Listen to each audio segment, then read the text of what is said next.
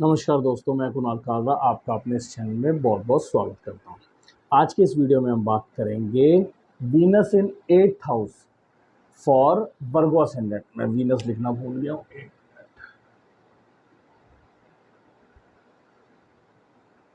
ठीक है, Venus in 8th house for Virgo ascendant. अब ये बात तो हम जानते हैं कि जैसे ही 8th हाउस की दशा आती है, अटकलें प्रॉब्लम्स आना शुरू हो जाती हैं, और ये फैक्ट है।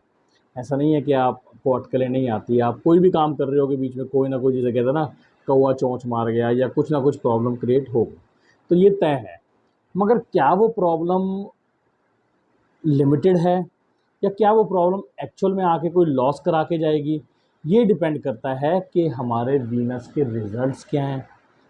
पूरी प्लेसमेंट देखनी पड़ती है, उसके साथ कौन सा नक्षत्र है। आज हम बात करेंगे, सिर्फ यही बात नहीं करेंगे हम कि वीनस 8th हाउस के अंदर है तो क्या रिजल्ट्स देता है। साथ में हम बात करेंगे इसके नक्षत्र की भी, क्योंकि कृतिका नक्षत्र के अंदर अगर है ये, तो ये रिजल्ट्स में क्या चेंजेस आ सकते हैं। रिजल्ट्स पॉजिटिव होंगे या ये और नेगेटिव करेगा, ये कैसे करेगा? क्योंकि देखिए, अगर हमारे बैड हाउसेस के साथ दशा के अंदर अच्छे हाउसेस भी जुड़े हुए हैं, तो उसके साथ होता क्या है, प्रॉब्लम आती है मगर सॉल्यूशन मिलता है। अगर बैड हाउसेस के साथ अच्छे हाउसेस नहीं है तो प्रॉब्लम आती है और वो आके रुक जाती है। फिर वो काम अटका देती है या काम चेंज करवा देती है या जो भी करवाती है। ये सारी चीज़ें एक सारे कॉम्बिनेशंस पे डिपेंड करता है। आज हम इसी में से एक कॉम्बिनेशन की बात करेंगे कि वर्गो असेंडेंट के अंदर अगर वीनस 8वें घर के अंदर है तो ये क्या रिजल्ट देता है, और कृतिका नक्षत्र के अंदर है तो क्या रिजल्ट देता है। तो जो वीडियो तक बने रहिए। चलिए वीडियो स्टार्ट करते हैं बिना टाइम वेस्ट किए।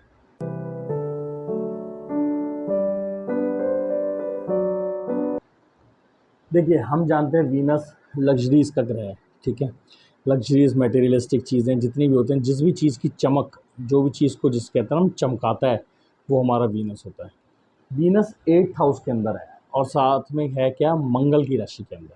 ठीक है, अब 8th हाउस का मतलब हो गया कि 8th हाउस हमारी अटकलें भी होती हैं, हमारे बैड डेट्स भी होते हैं, हमारी बहुत सारी, मतलब 8th हाउस की कोई लिमिट नहीं है। अगर हम 8th हाउस की चीज़ों की बात करें ना, हमारी जिसे हम कहते हैं ना, हमारे सीक्रेट्स, हमारी लाइफ की छुपी हुई चीज़ें, हमारी एस्ट्रोलॉजी, हमारी जिसे हम कहते हैं आर्कियोलॉजी, जितनी भी चीज़ें पुरानी छुपी हुई कहीं दफन हुई हुई हैं, वो चीज़ों को बाहर निकालता है 8th हाउस। वो ये चीज़ों का मतलब कारगर है 8th house.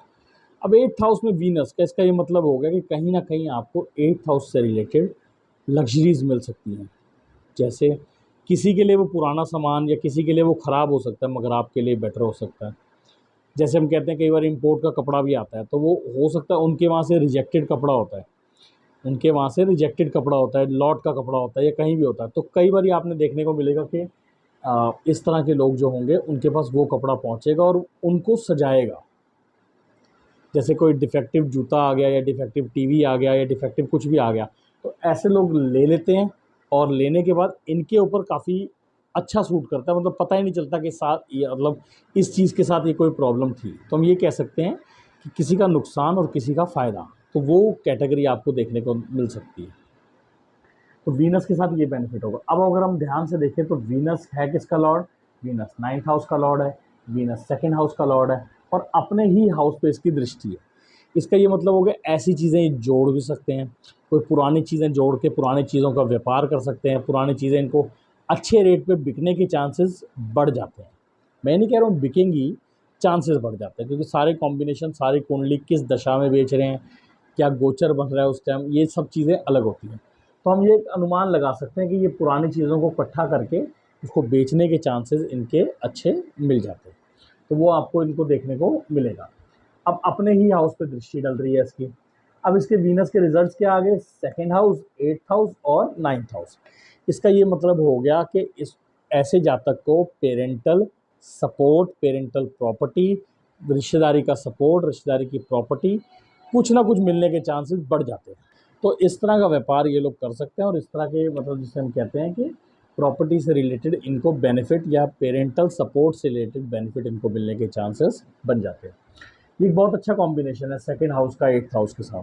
2nd house 8th house के साथ खानदानी लोग, जिसे हम कहते हैं कि वो लोग होते हैं कि मतलब जिसे हम कहते हैं ना कि खानदानी पैसा, खानदानी विरासत, खानदानी व्यापार, ऐसा कुछ जो होता है इनके साथ जुड़ा हुआ होता है कि प्रेस्टिजियल जिसे हम कहते हैं ना, प्रेस्टीज से रिलेटेड बहुत सारे काम इनके, कि हमारे ख़ानदान में ये चीज़ चल रही थी तो हम भी वही चीज़ कर रहे हैं, तो इस तरह के चांसेस इनके बन जाते हैं। अब अगर हम ध्यान से देखें कि ये अगर कृतिका नक्षत्र के अंदर आता है, अब कृतिका नक्षत्र की अपने बेनिफिट्स हैं। कृतिका नक्षत्र का जो लॉर्ड है वो हो गया सन। अब हम ध्यान से देखें कि यानी इसके जो रिजल्ट्स हैं वो सन के ऊपर डिपेंड है, क्योंकि प्लैनेट के अपने से अच्छे रिजल्ट्स उसके नक्षत्र देते हैं। अब नक्षत्र अगर हम देखें तो सन कहाँ का लॉर्ड हुआ, सन हो गया 12th का लॉर्ड। अब 12th का लॉर्ड है तो हमारे पास अब वीनस जो है वो 12th हाउस के भी रिजल्ट देगा। क्यों देगा? क्योंकि वीनस बैठा हुआ है सन के नक्षत्र में। तो अभी सन हमें नहीं पता है कहाँ है, सन कहीं भी हो सकता है, मगर अभी हम ये कह रहे हैं कि 12th हाउस के तो रिजल्ट वो देगा। अब सन अगर मान लीजिए 11th हाउस में है तो ये बहुत बेनिफिशियल है। आप खर्चा करेंगे, एक्सपेंडिचर करेंगे अपने व्यापार में, एक टाइम बाद मतलब जिसे हम कहते हैं कि कुछ स्टार्टिंग में नहीं वो हिलेगा काम, आप जितनी मर्जी कोशिश कर लीजिए, स्टार्टिंग में वो काम नहीं चलेगा। आपके जो स्टेप्स होंगे ना वो थोड़े से लेट ही होंगे। मतलब जैसे आपने कोई काम शुरू किया तो पहले महीने, दूसरे महीने नहीं, आपका 1 साल बाद ही रिजल्ट्स आने शुरू होंगे। और कई बार ऐसा भी होता है कि आपके रिजल्ट्स आने शुरू होंगे तब तक आपका जिसे हम कहते हैं मॉरल वगैरह सब डाउन हो गया होगा, मगर चिंता करने की आपको ज़रूरत नहीं है। 8th हाउस का मतलब डिले है, मगर 8th हाउस का मतलब डिले के साथ बाहर भी निकलना होता है। अब ये 12th हाउस क्या करेगा? अगर हम देखते हैं सन 12th हाउस में ही है, 11th हाउस में नहीं, 11th हाउस में है तो बेनिफिट है। अगर 12th हाउस में ही है तो वो क्या करेगा? वो अटकलें जो आएंगी वो लॉसेस में कन्वर्ट होंगी। सपोज़ आपका कोई काम अटका, आपने उसको ठीक करने के चक्कर में कुछ ऐसा एक्सपेंडिचर कर दिया जो बाद में अपने आप ही 2-4 दिन बाद वो प्रॉब्लम सॉल्व हो जानी थी, तो वो एक्सपेंडिचर जो हुआ वो आपका लॉस में कन्वर्ट हो गया। तो मतलब वो एक्सपेंडिचर आपका लॉस में जा सकता है। अगर 6th हाउस में हुआ तो वो टोटली लॉस है, फिर वो लॉस ज़्यादा है। 6th हाउस में और 12th हाउस में सन की प्लेसमेंट इस कॉम्बिनेशन के लिए नेगेटिव है, मगर 11th हाउस में और हम कह लीजिए 4th हाउस के अंदर और कई जगहों पे इसकी प्लेसमेंट बेनिफिट देती है, मगर 6th हाउस और 12th हाउस के अंदर अगर इसकी प्लेसमेंट है तो वो नेगेटिव रिजल्ट देती है। तो जैसे ये नक्षत्र मैंने आपको बताया ना कि नक्षत्र के जुड़ने से ही रिजल्ट चेंज हो गया। अभी तक तो मंगल सिर्फ 8th हाउस के रिजल्ट दे रहा, सॉरी वीनस सिर्फ 8th हाउस के 2nd हाउस के रिजल्ट दे रहा था, उसमें नेगेटिव कुछ नहीं था कि आपके पास कुछ अटकलें आएंगी मगर आप उस अटकलों से प्रॉफिट कमाएंगे। मगर जैसे ही नक्षत्र इसका कृतिका आया, कृतिका नक्षत्र के साथ इसके साथ 12वां हाउस जुड़ गया, और 12वां हाउस जुड़ने के साथ साथ हुआ क्या? ऑटोमेटिकली आपने देखा कि ये प्रॉब्लम क्रिएट हो गई, ये लॉस की तरफ चला गया। 11th हाउस जुड़ गया तो प्रॉफिट की तरफ चला गया। तो ऐसे ऐसे जैसे जैसे हाउसेज जुड़ते जाएंगे, हाउसेज बदलते जाएंगे, रिजल्ट्स चेंज होते जाएंगे। तो ये थी कुछ इन्फॉर्मेशन जो आप लोगों के साथ शेयर की है। आशा करता हूँ कुछ आपको समझ आया होगा। कुछ गलत लगा हो तो आप कमेंट कर सकते हैं। आपसे जल्दी मिलता हूँ एक नई वीडियो के साथ। नमस्कार।